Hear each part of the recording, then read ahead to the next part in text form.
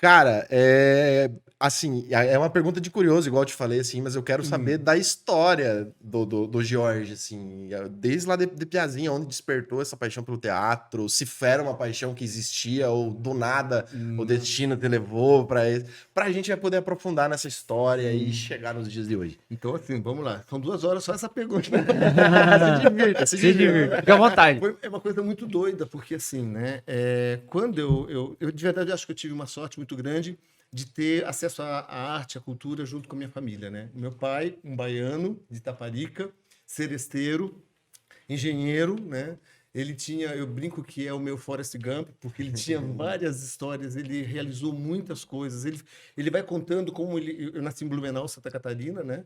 E ele vem de Salvador, vem do Nordeste, para vir trabalhar em Santa Catarina. E nesta trajetória, muitas coisas aconteceram na vida dele. Então, desde pequeno, as histórias dele, da infância dele, das coisas diferentes que aconteciam na família, já me chamavam a atenção, provocavam bem aquela coisa do imaginário, né? Uhum. A imaginação sendo presente nas histórias que ele contava. Viajava, né? Viajava e era seresteiro. Todas as festas lá em casa, ele reunia todo mundo para Que tocar massa. violão. Então, ele tinha uma música que era Sarafina e que Dele. botava todo mundo cantando junto. Então, eu cresci muito com esse incentivo dele junto, né? E a minha mãe, ela de Santa Catarina, ela nascida em Itajaí, mas morando em Blumenau, queria ser bailarina e atriz de rádio. Até o tempo que ela começou a fazer a rádio, ela também nos contava isso, e o meu avô descobriu e arrancou ela da rádio, não deixando ela ser, porque era um problema ser atriz na época. Então, eu acho que comecei a crescer sempre incentivado com a arte. Então, era constante, eles traziam discos, né, os vinis lá para dentro de casa, a gente ficava ouvindo, e ele comentando sempre. A música deles era Moonlight Serenade, do Glenn Miller, então volta e meia a gente ouvia em casa. Era o tempo todo ele trazendo propostas para a gente assistir, fosse por televisão, enfim, era um incentivo desde pequeno para Altamente isso. estimulado a curtir essa parada Sempre. artística, né? E meus irmãos começaram a fazer teatro em Ponta Grossa, né? Porque a gente já morava em Ponta Grossa. Eu achava que ia ser por eles, né? O Rui e o Duda fizeram um teatro, inclusive, com o Telmo Faria, um super diretor também hoje, né? Reconhecido. Existia o Fenata nessa época em Ponta Existia o Grossa? Fenata. Nossa, faz tempo que tem o Fenata, né? Bastante. E aí eu ia assistir com eles, eles me levavam. Então, nessa época, eu estava quase me mudando para Curitiba. E aí começou a me despertar uma vontade de fazer teatro. Cheguei em Curitiba, fui estudar numa escola onde o teatro era proibido. Porque o teatro a gente estava bem na fase da ditadura, em 76, sim. e era uma Sim, coisa né? que não podia tal.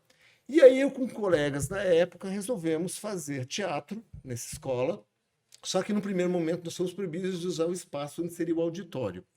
Eu tinha 13 anos na época, então a gente resolveu fazer escondido. E reunimos um grupo de colegas, montamos o espetáculo hoje, alguns deles, inclusive a minha turma, Gustavo Frutti, Era da estava na turma. turma também. E a gente montando todo esse teatro. Resultado, o teatro acabou fazendo sucesso, a gente acabou ganhando uma sala. E foi pela primeira vez o retorno do teatro a essa instituição. Hoje, o teatro é muito grande nessa escola, que é o Santa Maria. Então, assim, a gente começou a fazer teatro lá, mas daí ocorreram alguns problemas. Eu, querendo ser ator e tudo mais, fui considerado subversivo. Rebelde. comunista. Rebeldinho! Rebeldinho! Saí de lá, fui para o Positivo, fui estudar numa escola onde eu fui fazer canto e tal. Mas isso daí já estava começando realmente a ser algo, para mim, uma vontade muito grande, né? E aí, na hora de decidir, na orientação vocacional, né? O que eu quero de profissão, bate aquele medo, né? De o que vai ser do É futuro. pro resto da vida, né? O que vai ser agora? Eu vou escolher tal. Então, eu falei, não, eu vou fazer psicologia. E fui para psicologia, me formei em psicologia. Mas quando terminei a psicologia, eu falei, quero fazer teatro. E até foi um dia, coincidentemente, eu fui ao banco pagar e tinha uma fila no lado e eu perguntei para a moça da caixa, que fila é essa? Ela falou, é o pessoal que está se inscrevendo para o vestibular de artes cênicas na PUC. Aí eu tinha um restinho de poupança que coincidia o valor com o valor da inscrição. Eu falei, É pra raspa, me ser, dá. né? E aí fui lá, fiz a inscrição, entrei no curso E também foi um segundo momento, uma segunda graduação que mudou a minha vida, né, com amigos até hoje. Um colega de faculdade hoje é o Cleverson, que é o diretor do Teatro Guaíra. Então isso foi muito, como é que eu posso dizer assim, gradativo na minha vida, mas muito associado a essas linguagens da psicologia, de outras artes e tal.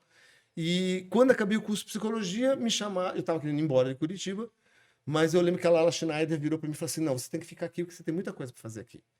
E aí fiquei, acabei indo dar aula nesse próprio curso que eu me formei, e em 95 nasceu o Cena 1, né? E o Cena 1, desde lá, estamos indo para 29 anos de existência, o Cena 1 foi uma verdadeira revolução, não só na minha vida, mas na vida de muita gente.